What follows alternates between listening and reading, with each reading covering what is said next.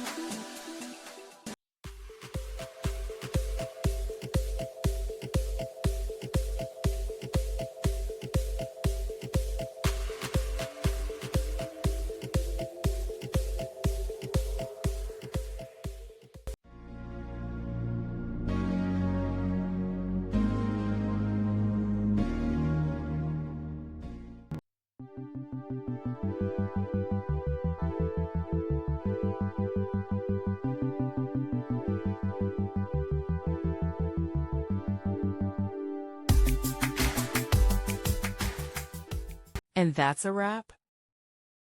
I hope you found the answer you were looking for. If you did, take a second to hit that subscribe button. It really helps out. And let me know in the comments which solution worked best for you. See you next time in the debug zone.